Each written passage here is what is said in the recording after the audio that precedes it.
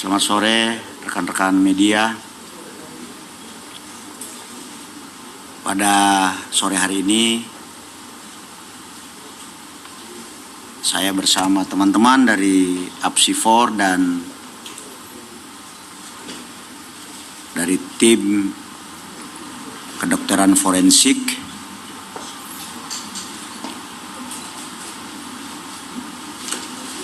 dari Lafor akan memberikan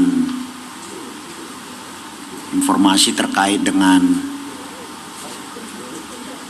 peristiwa kematian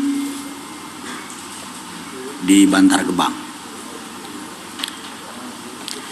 Pada tanggal 12 Januari sekitar pukul 8 pagi diterima informasi dari masyarakat bahwa ada korban meninggal dunia 3 orang dan 2 orang dalam kondisi sekarat. Diduga matinya karena keracunan makanan.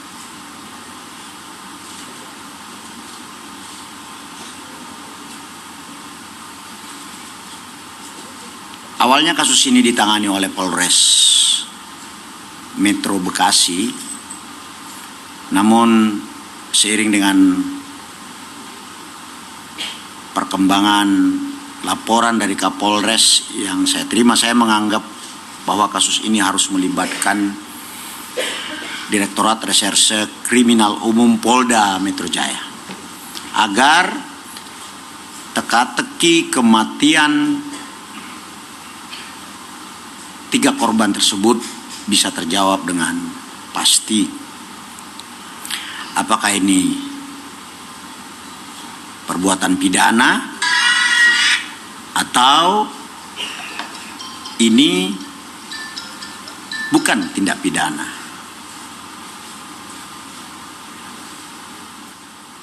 Karena keracunan bisa terjadi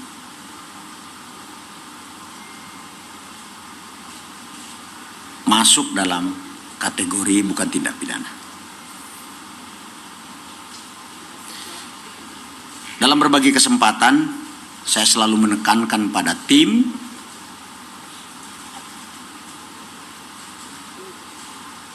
untuk mengedepankan scientific crime investigation.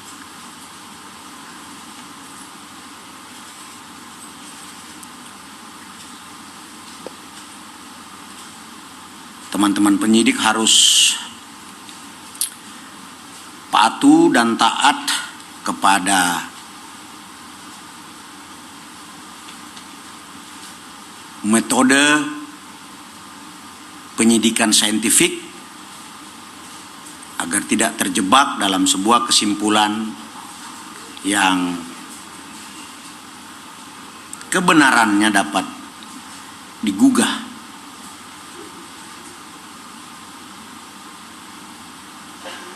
Termasuk tentunya seperti yang teman-teman sudah lihat bersama kasus di Kalideres yang juga penuh dengan dinamika, namun karena taat pada metode penyidikan, taat kepada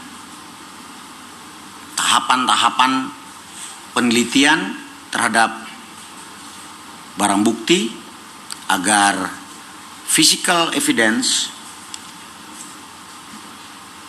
dapat berbicara dengan akurat, tentunya dengan melibatkan teman-teman ahli, bukan hanya aspek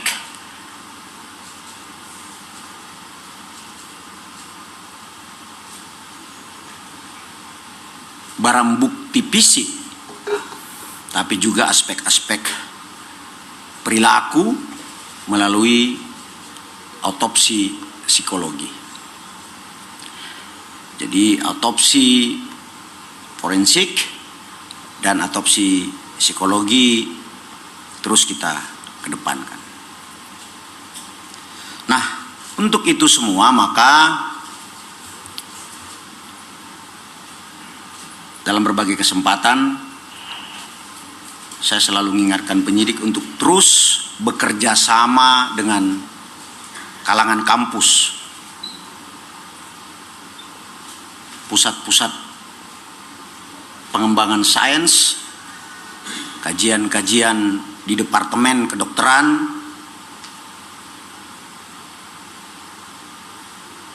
di fakultas kedokteran, departemen forensik, kemudian psikologi forensik, dan ahli-ahli lain. Kolaborasi interprofesi.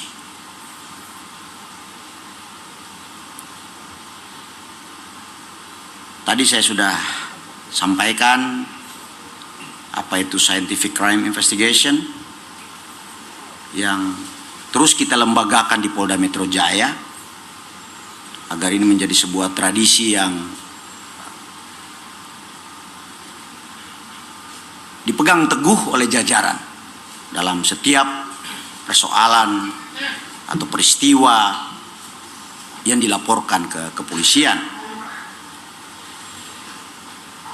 Penyelesaian kasus-kasus kejahatan melalui metode dengan memadukan teknik, prosedur, dan teori ilmiah untuk mengumpulkan bukti agar kepastian hukum, kebutuhan proses peradilan pidana dapat terpenuhi. Ketika kita melakukan penyelidikan ilmiah dalam berbagai kesempatan, memang ada ruang publik juga yang terus berkembang dengan diskusinya masing-masing.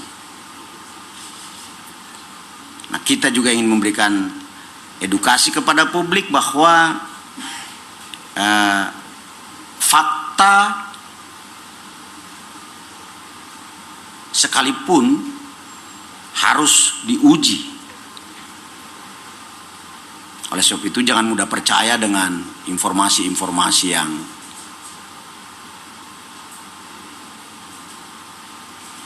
tidak memiliki dasar dari sebuah kesimpulan. Ini agar hasil yang kita peroleh akurat dan dapat dipertanggungjawabkan kepada publik. Kasus Kalideres menjadi pengalaman buat kita semua. Sampai pada kesimpulan mati wajar dalam situasi yang tidak wajar. Jadi orang yang kondisi toksik lingkungan sosialnya dapat menimbulkan kematian.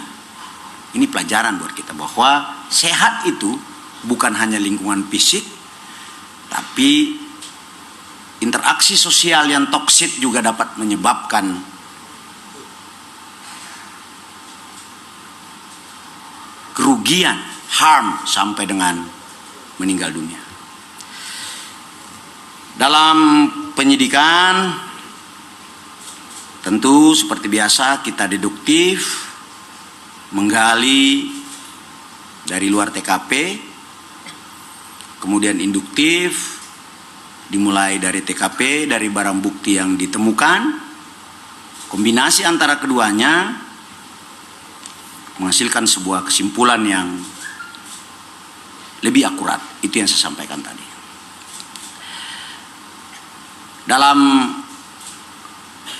kasus matinya 3 orang di Bekasi,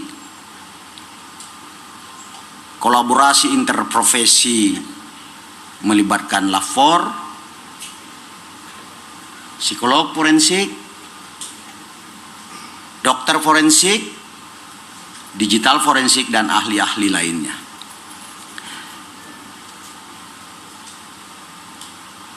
Teman-teman sekalian, seiring dengan proses scientific crime investigation, dengan melakukan olah TKP yang baik,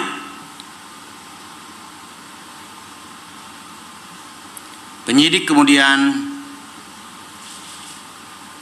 mendapatkan identitas dari korban atas nama yang pertama Maimunah, perempuan, alamat Cianjur, Jawa Barat. Kemudian yang korban kedua adalah Ridwan Abdul Muiz, laki-laki, juga beralamat di Kabupaten Cianjur, Provinsi Jawa Barat. Korban meninggal ketiga adalah saudara Riswandi, laki-laki, alamat sama di Jawa Barat, dan yang di dalam perawatan adalah Neng Ayu Sulustiawati, perempuan, alamat sama di Cianjur, Jawa Barat.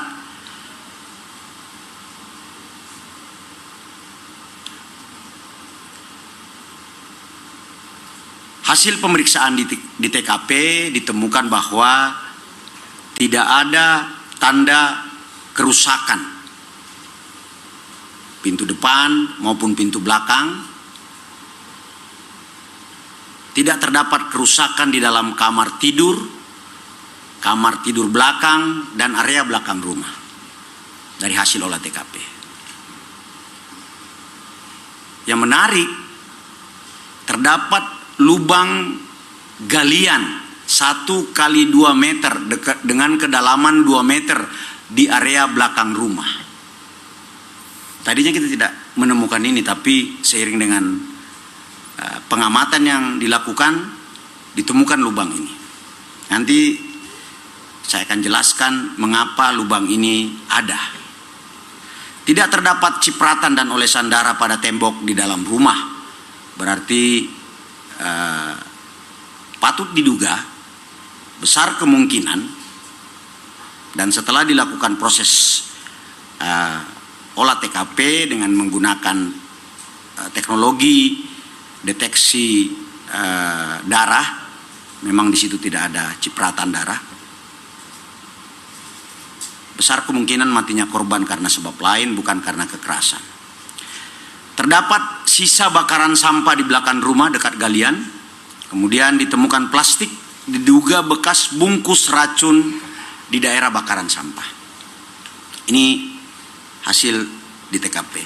Petunjuk juga ditemukan alat komunikasi yang digunakan oleh pelaku dan galian lubang yang saya sebutkan tadi. Hasil pemeriksaan laboratoris ditemukan unsur kimiawi berbahaya yang sering kita sebut dengan racun di dalam kopi yang telah diseduh di ruang belakang dekat sumur. Muntahan di kamar depan dan muntahan di kamar tengah.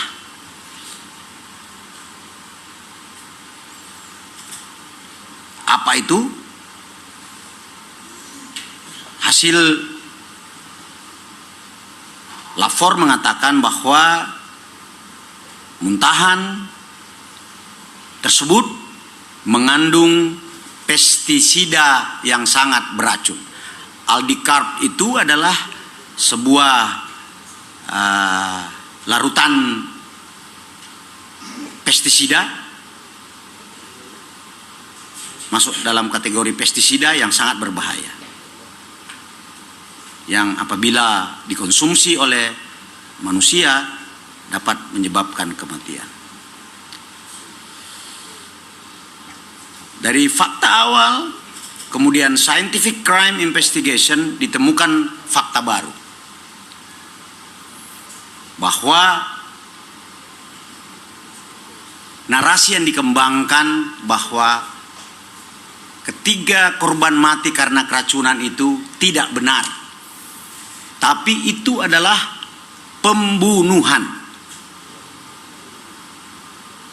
Akan didalami apakah pembunuhan berencana, pembunuhan yang disertai dengan tindak pidana lain, atau murni pembunuhan. Jadi pembunuhan itu ada pembunuhan berencana, pembunuhan yang disertai dengan tindak pidana lain, dan pembunuhan biasa. 338, 339, dan 340.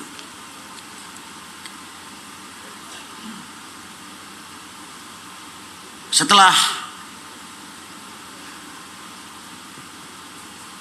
fakta-fakta saintifik, olah TKP, hasil lapor, hasil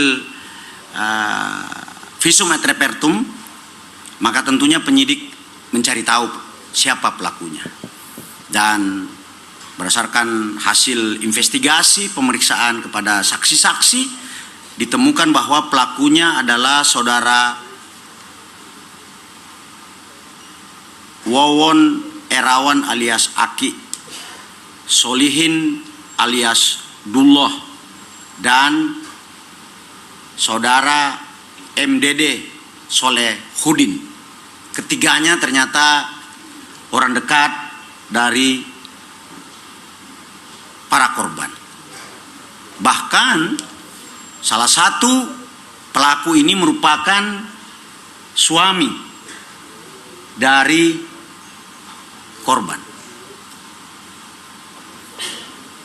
Pertanyaan kemudian adalah, apa motif daripada para pelaku melakukan pembunuhan dengan cara memberikan racun pestisida kepada para korban?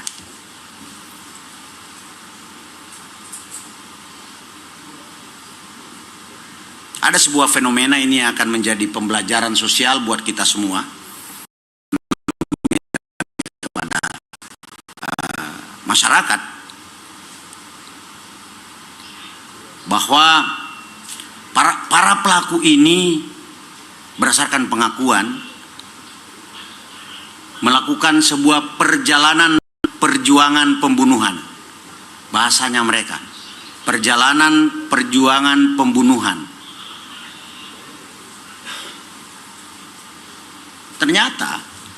Ternyata korban meninggal dunia yang di Bekasi ini dibunuh karena para tersangka ini diketahui melakukan tindak pidana lain. Apa tindak pidana lain itu? Mereka melakukan serangkaian pembunuhan atau biasa disebut dengan serial killer, dengan modus operandi, dengan motif janji-janji yang dikemas dengan kemampuan supranatural untuk membuat orang menjadi sukses atau kaya. Jadi keluarga dekatnya ini dianggap berbahaya karena mengetahui bahwa dia melakukan tindak pidana lain dalam bentuk pembunuhan dan penipuan kepada korban-korban lainnya. Jadi perjalanan perjuangan pembunuhan dalam konteks para pelaku sebenarnya endingnya adalah bagaimana mengambil uang daripada korban yang terkena tipu daya. Nanti akan dijelaskan lebih lanjut oleh tim penyidik, Pak Dir dan Pak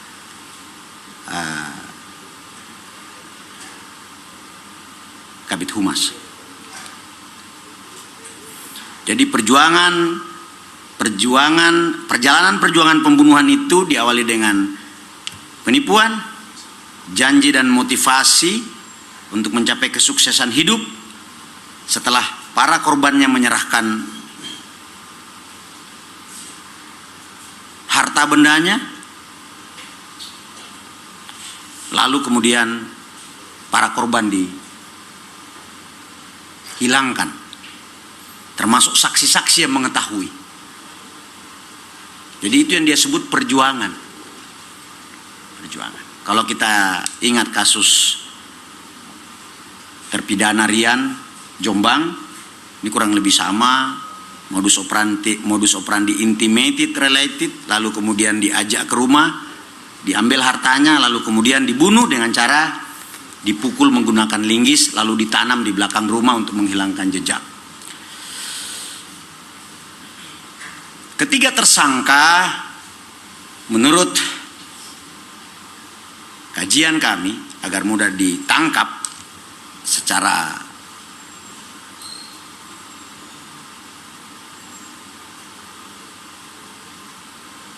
penjelasan,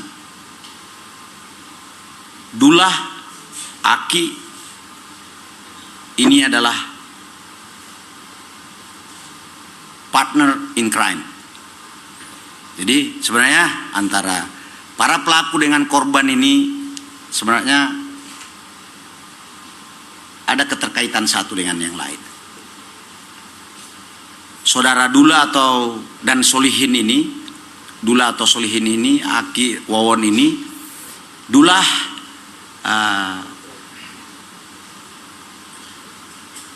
menarasikan dirinya memiliki kemampuan untuk mampu meningkatkan harkat dan kekayaan, lalu kemudian menyuruh Aki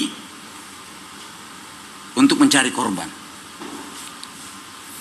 Nah, setelah Aki mendapatkan korban atau target yang ingin sukses, kemudian diambil uangnya. Namun ketika kesuksesan itu tidak kunjung diraih, maka tentunya dia akan menagih. Maka Aki melaporkannya kepada Dullah, Dullah yang kemudian mengeksekusi para korban dengan cara mengajak ke rumahnya, kasih minum racun. Dan orang yang mengetahui pun dianggap berbahaya akan dihilangkan. Itu penjelasannya. Ada janji dan motivasi palsu, kemudian ada janji dan motivasi kepada target. Setelah ditagih, maka kemudian para korban ini yang sudah tertipu dihilangkan nyawanya. Berdasarkan hasil penyelidikan saintifik, ada potensi para pelaku sudah pernah melakukan kejahatan sebelumnya dengan modus operandi pembunuhan yang sama. Itu yang saya bilang tadi. Mengapa ketiga korban ini dihilangkan nyawanya? Ternyata mereka mengetahui kalau para tersangka ini melakukan pembunuhan lain. Ini ada potensi. Jadi secara saintifik, mengapa mereka dibunuh? Karena ada potensi kejahatannya terbuka. Dari situlah kemudian penyidik melakukan pendalaman, dan hasil pemeriksaan para tersangka mengakui memang pernah melakukan kejahatan sebelumnya dengan modus operandi yang sama, pembunuhan. Tadi partner in crime tadi, segitiganya. Tim kolaborasi interprofesi Polda Metro Jaya sedang dan terus melakukan pendalaman tentang pembunuhan berantai ini. Setelah dilakukan pemeriksaan, sejak pagi tadi tim Polda Metro Jaya langsung menindaklanjuti temuan fakta baru ke Cianjur. Tim ke Cianjur, rekan-rekan, bersama tim kedokteran forensik, bersama Apsifor dan tim Lapfor. Di sana ditemukan ada 3 lubang di Cianjur. Lubang pertama berisi kerangka anak kecil, diduga atas nama Bayu, umur 2 tahun, di samping rumah pelaku Dullah atau Solihin. Lubang kedua berisi 2 kerangka tulang yang ditemukan dalam satu lubang, diduga atas nama Noneng dan Wiwin. Nah, tapi untuk membuktikan ini semua tentu proses identifikasi primer, pemeriksaan DNA dan sebagainya, karena ada yang sudah meninggal 2 tahun lebih, ada yang baru 2 bulan. Tentu proses-proses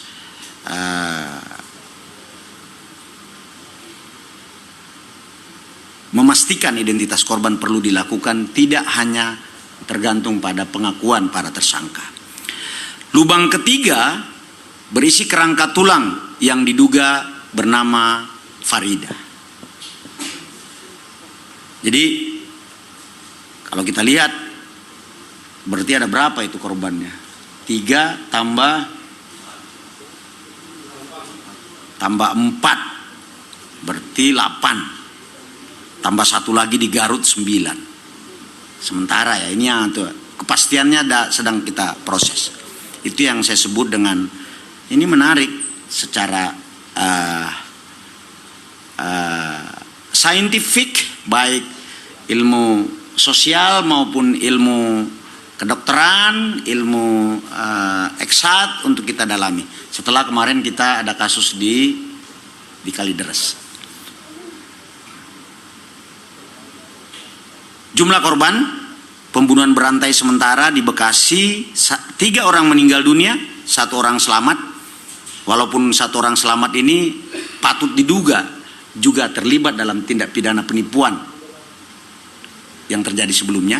Nanti kemungkinan nanti setelah keluar dari rumah sakit kita akan sidik, kita akan, kalau buktinya cukup kita jadikan tersangka. Di TKP Cianjur ada 4 kerangka, kemudian ada pengakuan dari tersangka, ada 1 kerangka lain dalam pencarian, belum ditemukan. Kemudian ada di Garut, ada 1 orang dikuburkan setelah sebelumnya dibuang ke laut. Jadi dia menjadi korban untuk menghilangkan jejaknya, dibuang ke laut, ditemukan oleh masyarakat, lalu kemudian dikuburkan secara wajar. Ini sedang kita dalami rekan-rekan sekalian. Ini soal kemanusiaan untuk melawan kekejian. Kalau saja partner in crime ini tidak terungkap atau dibiarkan, bisa saja ada korban-korban selanjutnya. Ini yang saya terima kasih dan saya apresiasi kepada tim Polda Metro Jaya yang tidak hanya solid tapi juga selalu konsisten dalam melakukan penyelidikan berbasis pengetahuan. Scientific crime investigation. Jangan terburu-buru menyimpulkan, tapi patuh dan taat kepada tahapan atau metode penelitian ilmiah. Polda, Mabes Polri memiliki resources untuk itu, apalagi didukung oleh para pakar dan ahli dari perguruan tinggi dan beberapa lembaga-lembaga kajian di bidang pengungkapan dan pembuktian. Pesan moral yang ingin saya sampaikan kepada rekan-rekan semuanya, kepada seluruh masyarakat, bahwa yang pertama, masyarakat perlu hati-hati dengan janji-janji mendapatkan kekayaan, kesuksesan dengan cara yang cepat dan mudah.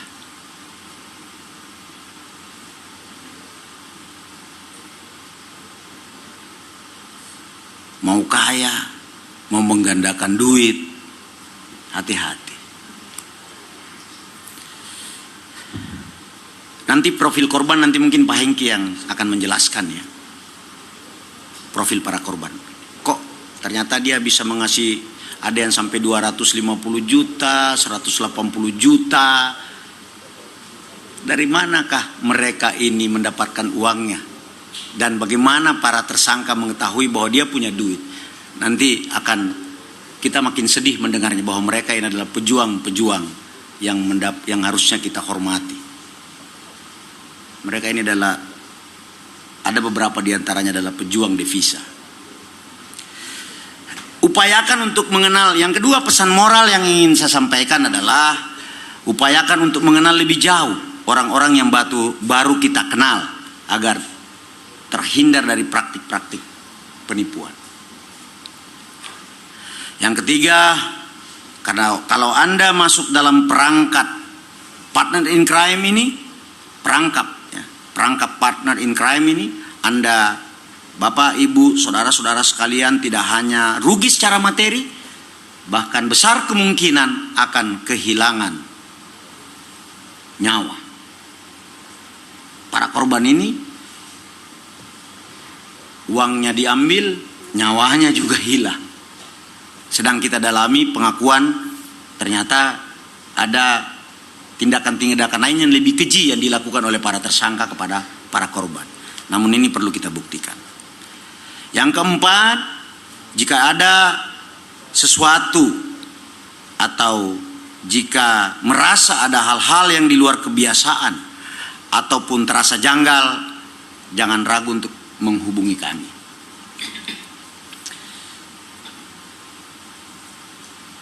Dan yang terakhir, jika ada keluarga yang hilang dan pernah berhubungan dengan para tersangka, sampai saat ini belum kembali, bisa menghubungi Polda Metro Jaya untuk kita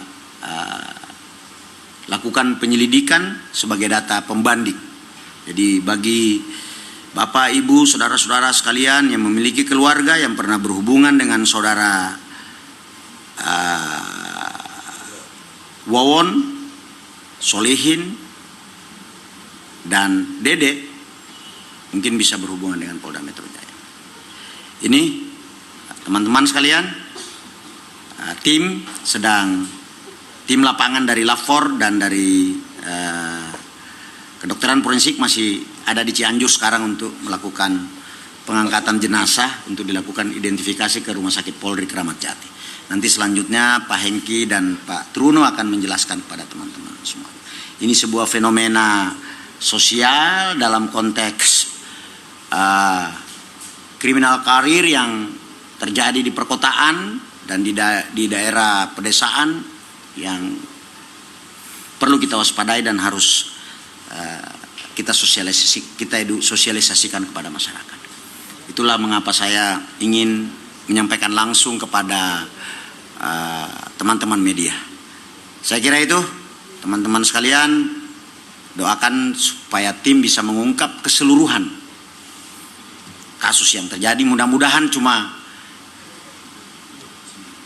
9 korban ini, ya, tidak ada korban-korban lain. Ya, tidak ada korban-korban lain. Terima kasih. Selamat sore. Wassalamualaikum warahmatullahi wabarakatuh. Salam presisi.